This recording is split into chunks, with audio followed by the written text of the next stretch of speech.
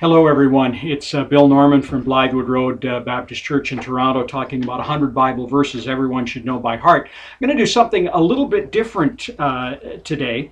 There's the verse for this week is Ephesians 5:20, giving thanks always for everything to God the Father in the name of our Lord Jesus Christ.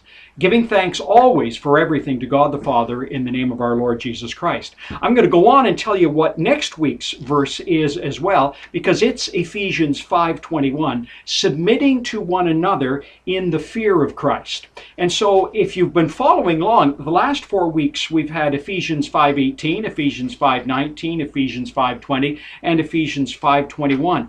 And I love a little summary of these verses. Listen to this. We first of all have a command, that's in 5:18, about being filled with the Spirit, and then there's a contrast. It contrasts being filled with the Spirit as opposed to being filled with alcohol.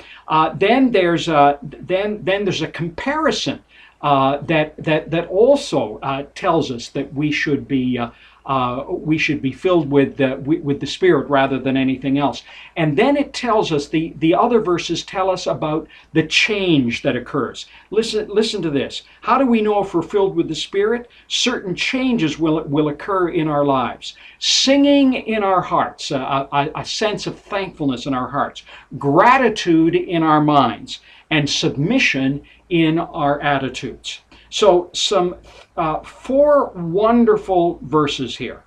Don't get drunk with wine, which leads to reckless actions, but be filled with the Spirit.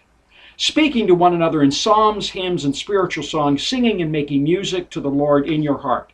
Giving thanks always for everything to God the Father in the name of our Lord Jesus Christ, and then submitting to one another in the fear of Christ. 4 wonderful verses from Paul's letter to the Ephesians.